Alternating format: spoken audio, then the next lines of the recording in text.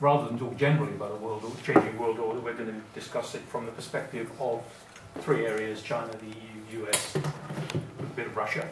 And we're going to focus on the Middle East, of the relationship between these powers, and how what's going on in the Middle East reflects the changing world order.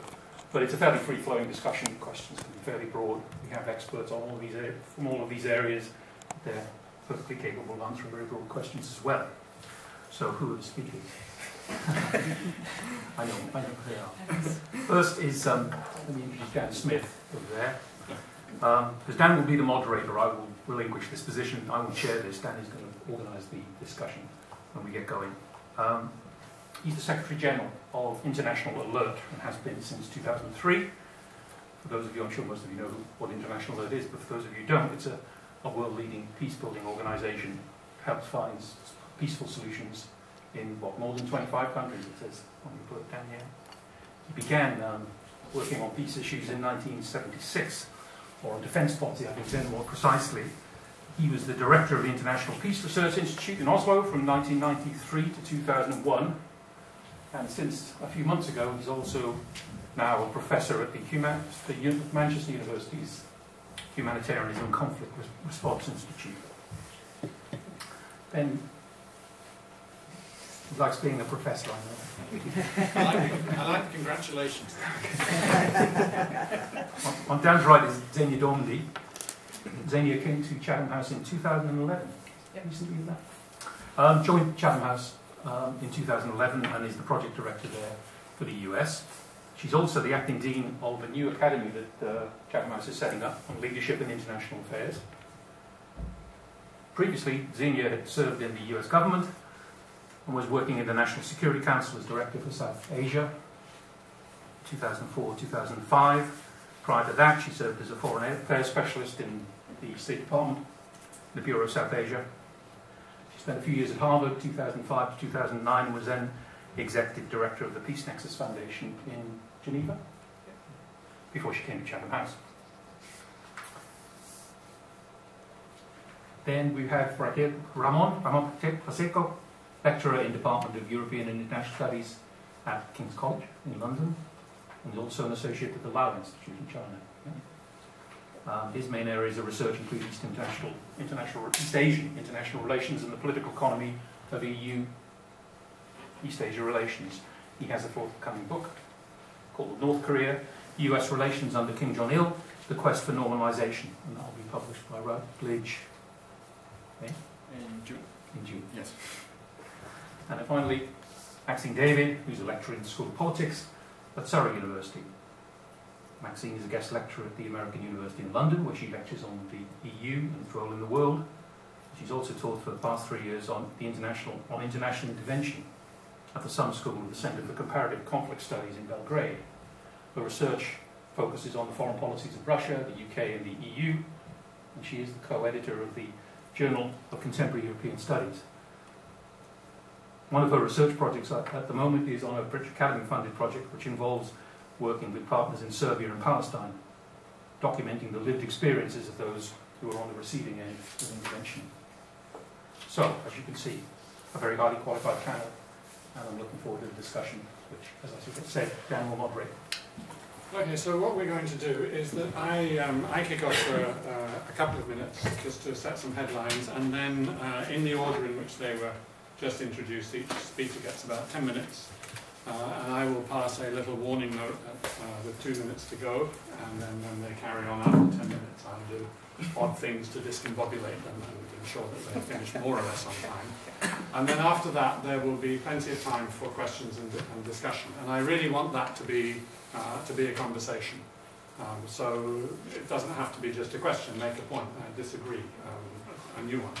The only thing would be try to do it crisply. I'm not an academic. I mean, I know I'm a professor, but that's a position. I'm not an academic in my soul. I'm not an academic. And academic arguments bore and irritate me, and I start to behave badly, and none of you want to see that, quite honestly.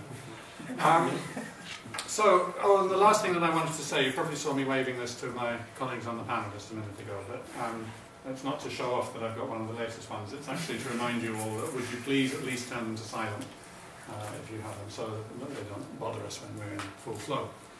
I mean, one way to talk about a changing world order is to talk about same old, same old. When is the world order actually not changing? Things do not get rigid. They sometimes seem to be so. It's sometimes useful to think of them as if they were so. It's sometimes convenient to think of them as if they were so. But even, you know, during the Cold War, during that period of a sort of a long frozen confrontation between two superpowers, things are changing all the time. During the period of the British preeminence in the imperial age, things are changing all the time. Other powers are arising. Some powers are slipping away. And behaviour changes as well. Now, I think there's a general feeling that the change which we're seeing now is of a greater order of significance. It is more than same old, same old. It's more than just the usual process of some ebb and flow, some flux, some evolution. And I suppose the purpose of this evening's conversation is to try to pin that down a little bit. Not by talking about it in abstract terms as a world order, what are the constituents of the world order and so on, but how are things changing in relation to, or within US, European, Chinese, as Steve said, to some extent, Russian policy, and to a degree using the Middle East as a focus. Let me start, just for a moment, with the Middle East. One way to look at the Middle East is to say, you know, it's not the Arab Spring. What we're seeing is not an Arab Spring. What we're seeing is the beginning of what will doubtless be a destabilizing, often violent, sometimes full of grief, couple of decades of fundamental change in that region, the Middle East. And some of that change will look like it's for the better, and it will get locked in, showing progress. And some of it will seem like progress, and then there will be something to knock it away. It's a really quite tenuous, difficult process to live through and also to understand. Part of what is happening there is that actually structures of power, social and political relations, which were basically locked in by the Ottoman Empire, are beginning to, or have gone past their sell-by date. And they're no longer functional, they're no longer working.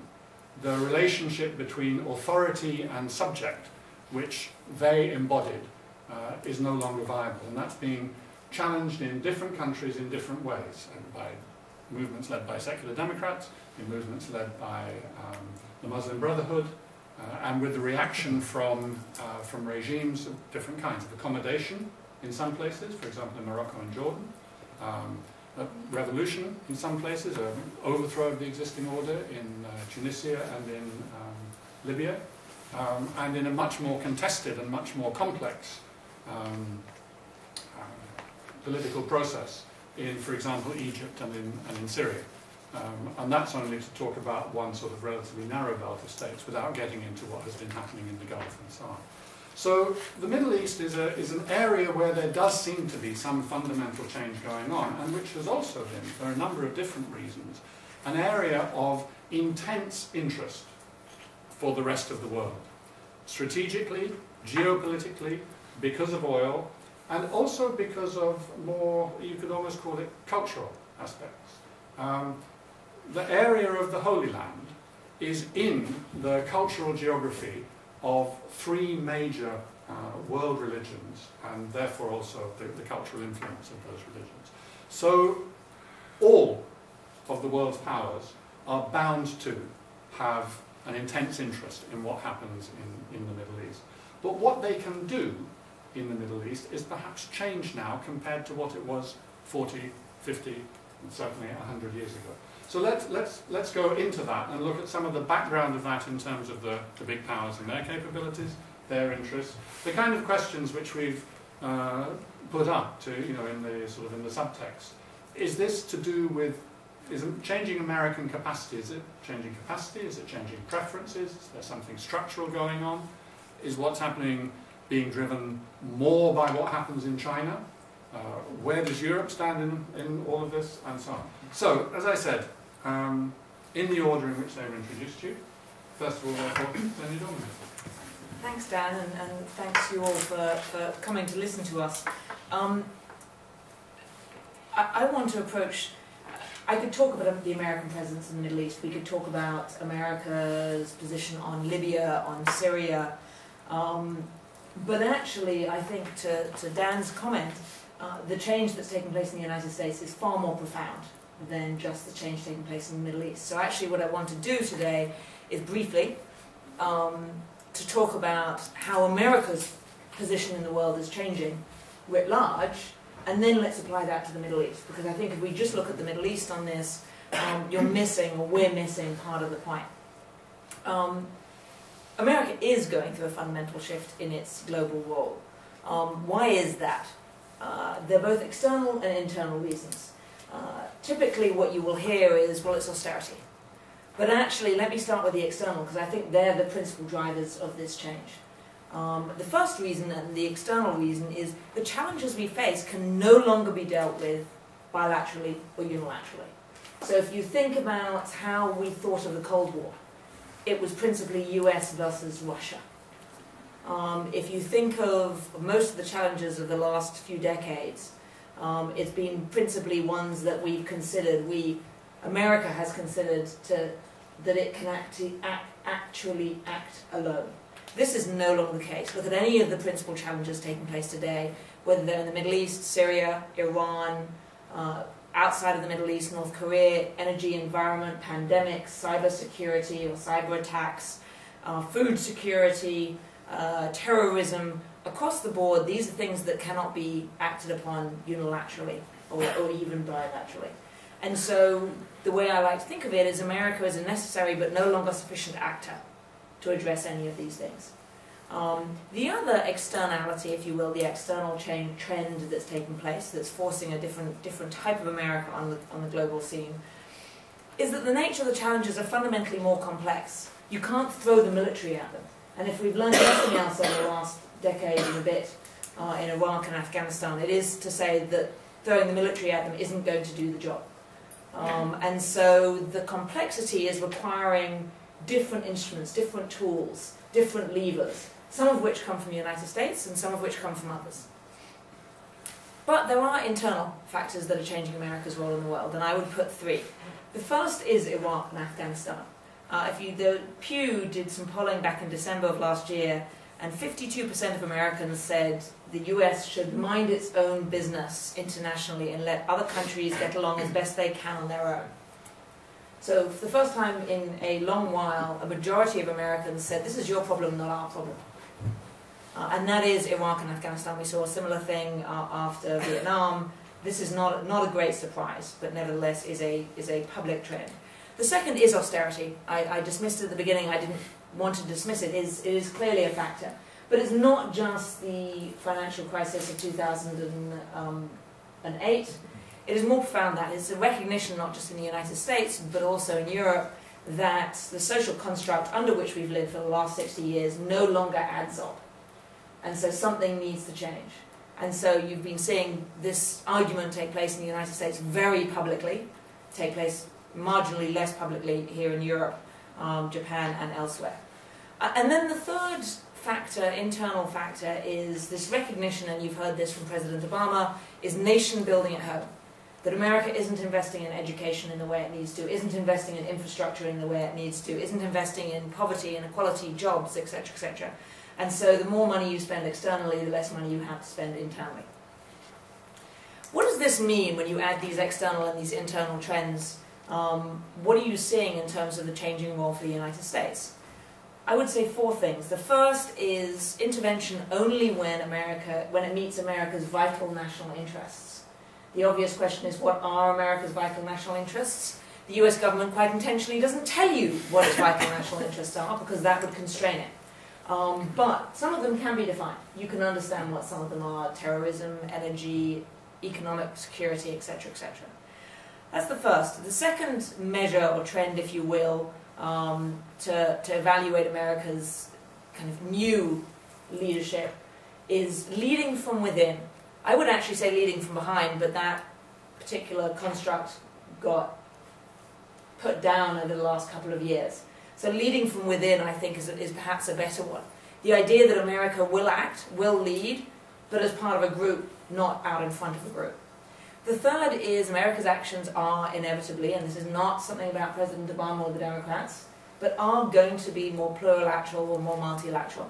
That means both in terms of, yes, perhaps the UN or NATO, but probably more likely ad hoc coalitions. And we can talk about what that means and where we've seen it, because most of the recent actions have been ad hoc coalitions. But also a role for non-state actors as well as the state. This is not just about governments working, this is about the government working with the private sector and others and NGOs. And then the fourth trend that we're seeing is the use of other non-military tools. Development, economic engagement, investment, things that aren't, again, necessarily held by the government. Let me close by talking for a moment about what this means for the Middle East. And I'll make 4 points. The first is, yes, we've all heard about the Asia pivot or the Asia rebalancing. This is not new. This is something that was first put out there actually in Bush 41, Bush Senior's tenure, where if you look at the national security strategies of that era, what is clear is that America was pivoting towards Asia. So this is a continuation of that pivot. It is nothing more and nothing less. And everybody is doing it. This is not just the United States. The second is, notwithstanding that, the Middle East continues to be very important for many of the reasons that Dan laid out, but it's increasingly a region of challenges rather than a region of opportunities from an American perspective. America doesn't need the energy. Today, America imports only about 12% of its oil from the Middle East, and that is going to decrease. So it doesn't need the energy in the way that it once did. Iran, huge challenge. Yes, Israel, huge ally of the United States. So America isn't getting out of the Middle East, but it is changing why it's important. The other, I just want to make clear, the third point is, America is not withdrawing, nor is America becoming isolationist. This is the rhetoric that you hear quite a lot at the moment. What it is, and I'm going to come back to an earlier point, what it is doing is becoming more discerning about what are in its vital national interests. There is a huge distinction between one and the other, and what is going to be most dangerous in the coming years, particularly vis-a-vis China and potentially Russia, is where other countries misunderstand that. And so they cross red lines that still very much exist, and the US still will very much act. And then finally, the final point is a recognition by Obama of rather more, and I've been getting some pushback on this, but realpolitik. A recognition that there are actually limits to what the United States can do. And this kind of loops back to my earlier point about different tools and necessary but no longer sufficient. It's very interesting if you look at Obama's rhetoric. He doesn't talk about promoting democracy, he talks about supporting democracy. That distinction is hugely important. What it means, and this is very applicable for the Middle East, it means that Obama, while he's in power, will support homegrown internal pushes in various directions. He is not going to promote an American agenda in that respect. He will work with others. If you look at the operation in Libya, if you look at what's going on in Egypt, in Iran, the six-party talks, or the 5+1, I think, is the Iranian construct. Syria, it is all about working with rather than on individually. And then again, to get back onto an earlier point, it is about using other instruments other than the military to take action, some of which are government-led, economic development, others which aren't, investment. Thank you very much, Xenia. And I want it to be recorded that that was a talk for 9 minutes, and you therefore allowed an extra 1 minute in answering the difficult questions. Thank you for that. So we keep the time in the bank to use later if need be. I think there's a huge amount that got covered in that just 9 minutes, and I think scale of issues, complexity of issues, discernment in policy, perhaps therefore more targeting of policy, and the limits of action, the limits of what can be done. I think those are all key themes to pick out of that. So we'll pass on. Thank you. I have prepared some slides with some pictures that I want you to use during the presentation. So I'm going to prepare this.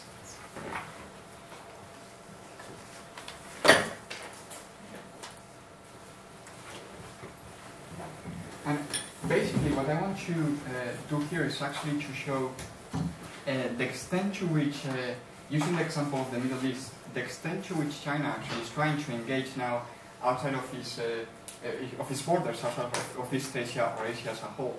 And the Middle East, I think, is a perfect example of the challenges that China is facing today in terms of its foreign policy, but also of the opportunities that China has, not only to support its own interests or to promote its own interests, but also to cooperate with other countries. So I call this China's pivot to the Middle East, because within China there is this debate, similar to the case of the US pivot to Asia. In the case of China, there is this debate about whether the country should actually focus on other regions as well, not only on East Asia, as I mentioned before, and the answer seems to be yes.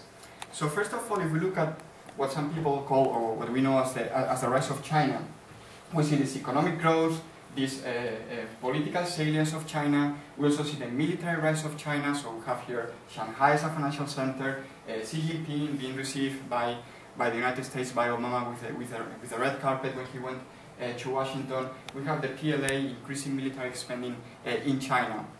Now this is related to national interest in China. Obviously China wants to have a stronger economy, a stronger military. It wants to be recognized at the international level. But at the same time, we see how this creates a number of opportunities for China to actually engage with other countries. And this is the case in the Middle East. So we have heard in the previous presentation how the United States is changing its policy towards the Middle East, and one of the reasons is that it is less dependent on oil coming from the Middle East. China is in a completely different dynamic. Over 50% of Chinese oil imports come from the Middle East, and this figure is probably going to increase over the next few years. So there's this reliance on energy resources coming from the Middle East. And vice versa, you have the examples of Saudi Arabia there, you also have the example of Iraq. You see how an increasing number of exports from the Middle East, of energy exports, so oil and gas, are actually going to China. So China is becoming an increasingly important market. Japan and Korea as well. This is why you can see Far East there. But China is really the main consumer of oil and gas coming from the Middle East, especially oil. Now what this means is that there is this relationship that is mutually beneficial for both China and Middle Eastern countries in the Gulf. And some, you can see there how some, well, the Western media in this case, the Wall Street Journal, talks about the possibility of competition between China and the United States. This idea that China today is much more dependent on energy resources coming from the Middle East, but China is not willing to share the burden, for example, of protecting the coastline in the Middle East, from which exports actually go all the way to China and to the rest of the world. So there's this idea, at least on certain quarters in the West, that China is not willing to cooperate, is not willing to engage with the Middle East as much as it should because of its dependence on energy resources coming from the Middle East.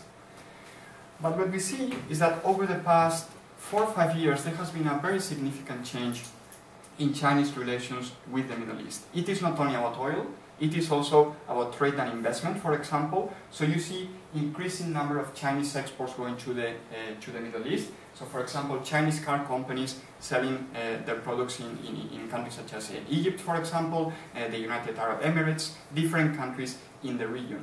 Now, in Europe, for example, we don't know enough about this. When we think about Chinese cars or Chinese products, we think about low quality products, cheap goods that cannot really compete with European goods, with American goods. But if you go to the Middle East, if you go to many countries in North Africa, for example, increasingly in the Gulf, you see how Chinese products are actually competing with products coming from Western countries. So cars is an example of this. You also see increasing investment going from China into the Middle East. So you see the big Chinese state-owned oil enterprises that are actually investing in these countries in the Gulf, for example, in Saudi Arabia, as we can see here. This is the training center in the Kingdom of Saudi Arabia, right? So what we have here is that there is a deeper level of engagement between China and these countries when it comes to economics. And this leads, as you can see there, to the South China Morning Post, the newspaper in Hong Kong that is close to the Chinese government, to the government in the mainland, basically saying that China is willing to engage not only with these countries in which there is a greater degree of stability, but also in unstable countries. So you see, for example, Chinese investment in the Kurdish region in Iraq, somewhere where Western companies are not willing to invest because, first of all, regulation is a little bit unstable compared to what we have in the West, but also you see how there is the threat of a possible terrorist attack, so Western companies are not willing to invest. Now Chinese companies have this comparative advantage, so to speak, that they have the backing of the government, so actually they can go there, and if there are economic losses, this can be absorbed by the state. So we have these state-owned enterprises that are actually willing to invest, and the vacuum that is being left by some Western companies is being taken over by these Chinese companies. At the same time, as I mentioned before, you have private companies that are selling more goods to Middle Eastern countries.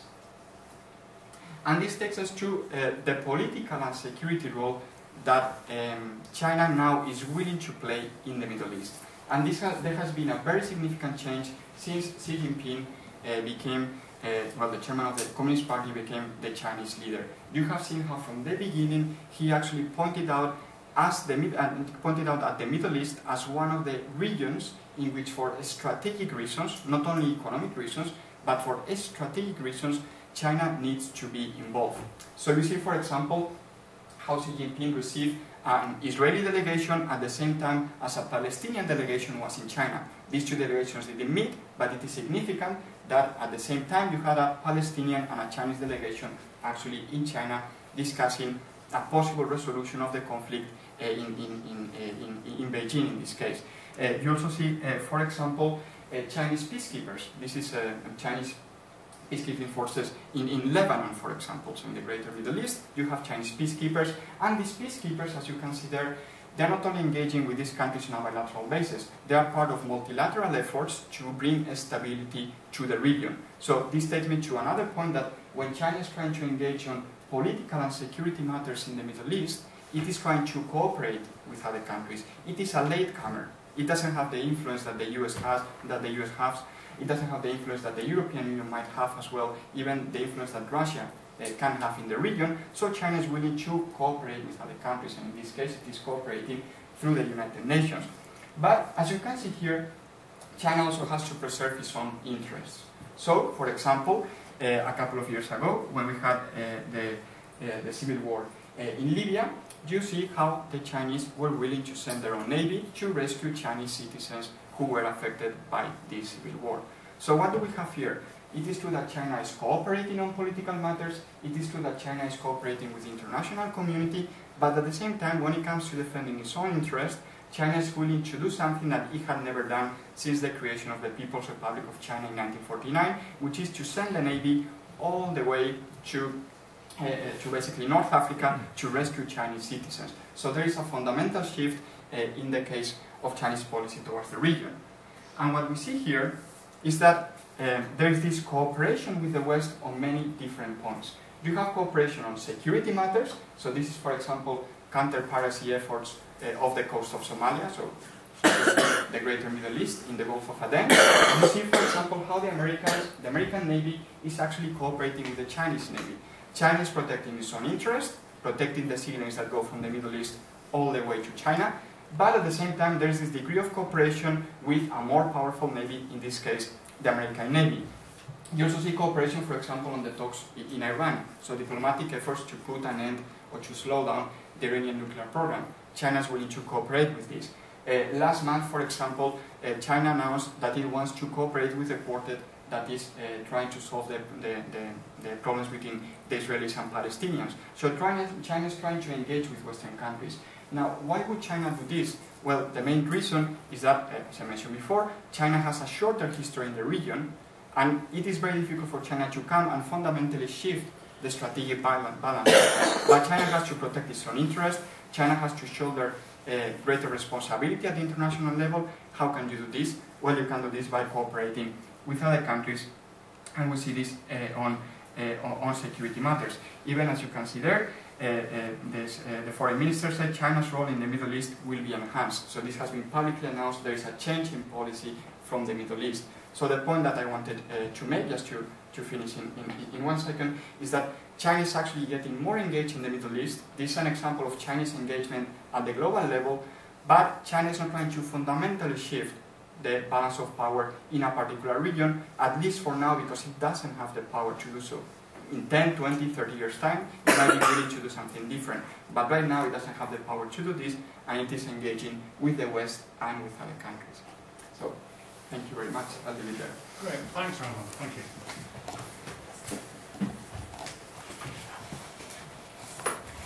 And you were also within the 10-minute limit, but only by about 5 seconds. So you don't think you're going to get any great freedom when it comes to answering questions. I think one of the most striking things there is that if one, on the one hand, the sense from Xenia is kind of, an American move somewhat out of the Middle East, you've got, in a very kind of nuanced form, a Chinese move into the Middle East. There's a sort of, almost like a classic geopolitical shift going on here, with interests sometimes butting up against each other, sometimes interlocking. So then more the sort of the EU and the Russia angle. Maxine. Okay, thank you. And you two put me under pressure now to finish quickly. Luckily for me, I was asked to speak about what possible role the EU can play, and the short answer is not much of one. So I could stop there, but I won't. The EU definitely has a long-standing presence in the region, through its member states, of course, so their individual relations with states in the region.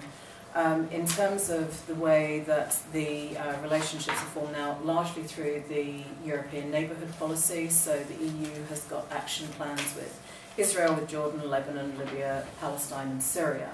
Although Libya and Syria are relatively new and not integrated well into the ENP structures at the moment. Also relevant, I think, is Euro-Mediterranean and the Eastern Partnership as well. And actually I should say that one of the things that I'm happy to take questions on if anybody wants to, given it's ongoing, is Ukraine and the EU's role there. So that's what I like shoving the Eastern Partnership as well. Aside from the historical relations, I think that it is worth establishing the EU's credentials in the region, because I think it would be fair to say that an awful lot of people don't think that the EU actually does have much of a role to play in the region. Of course, it does as part of the quartet for the Israeli-Palestine conflict. And also the 5+1 with Iran is currently talked about with some justification, I think, as being a success story in the EU's foreign policy. And the EU can't claim too many successes. In fact, the only other one is Kosovo, really. So let's say it's a real success story with Iran.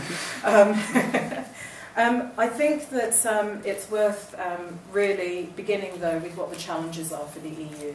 And ultimately, what its biggest challenge is overcoming an increasing discourse of decline.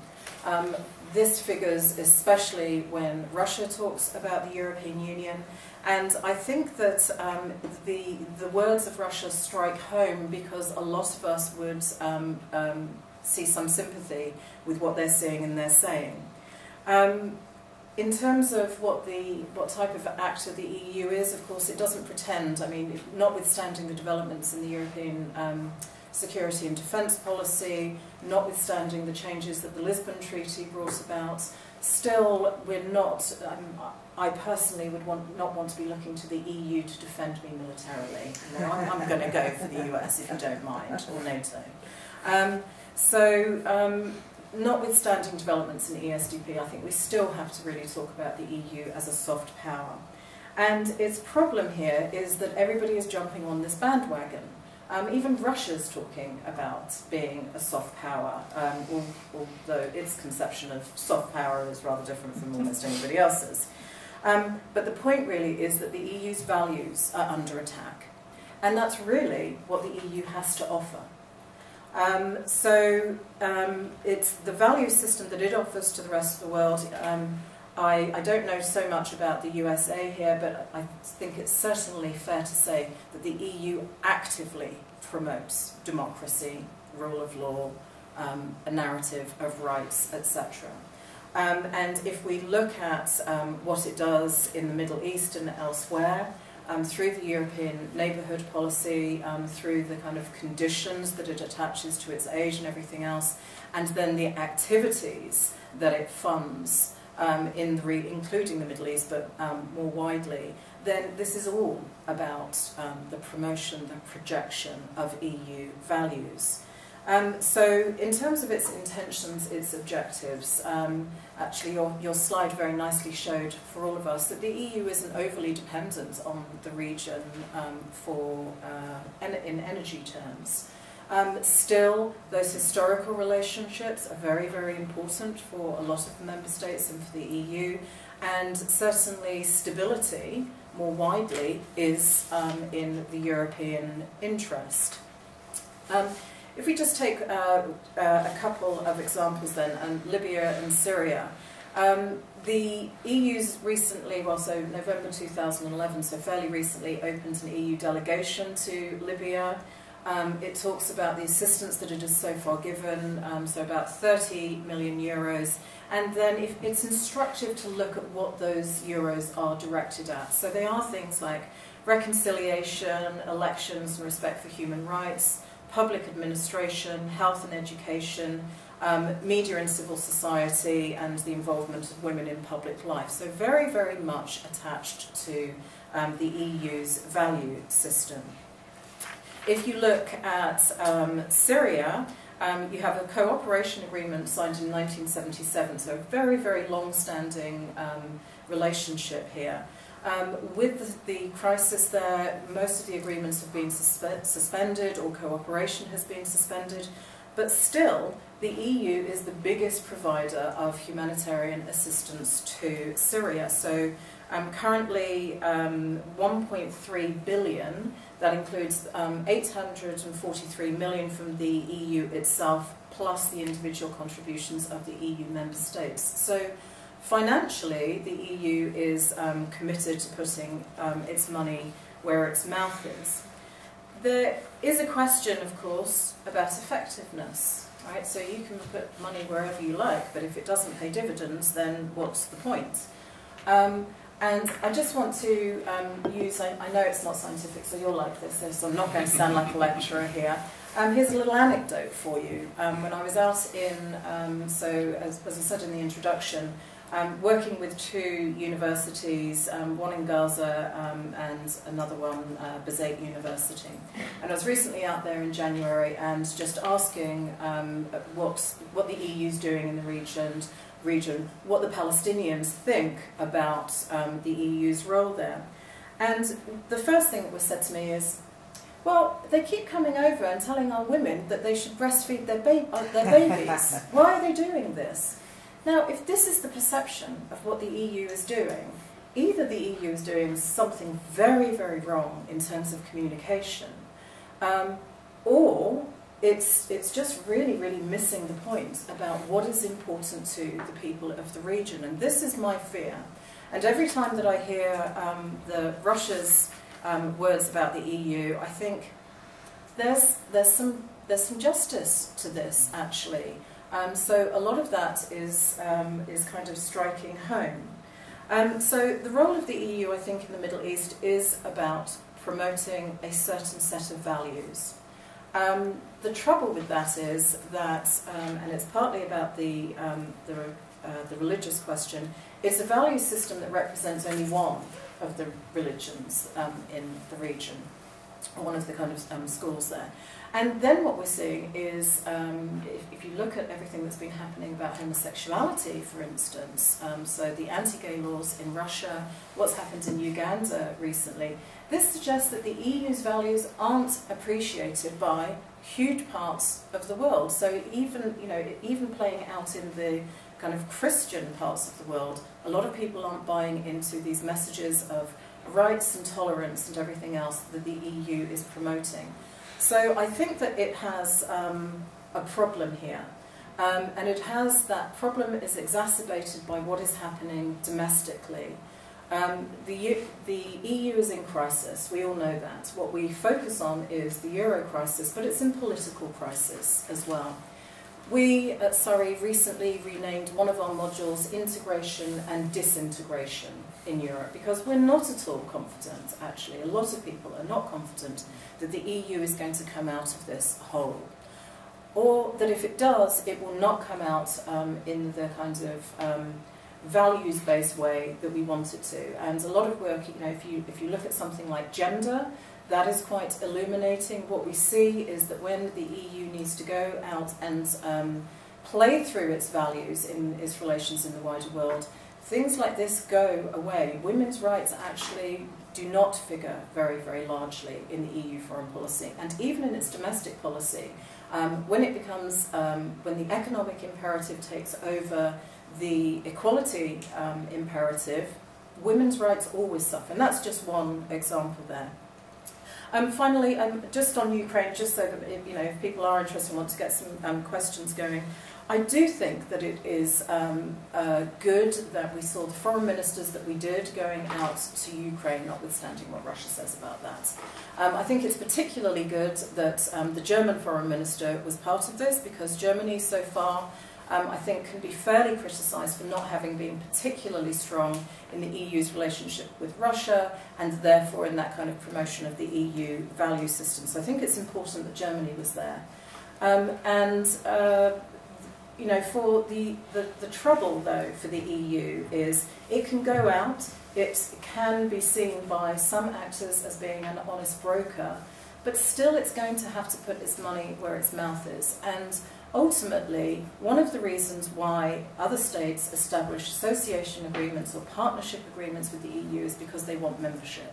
And in the Ukrainian case, part of the problem is that the EU has never, ever sent an unequivocal message that it wants Ukraine in. And the bigger problem is that the EU won't really say what it is. And I think that this is a problem generally for the EU, and it is definitely a problem in the Middle East, and means that it has a relatively small role to play. Great, thank you very much.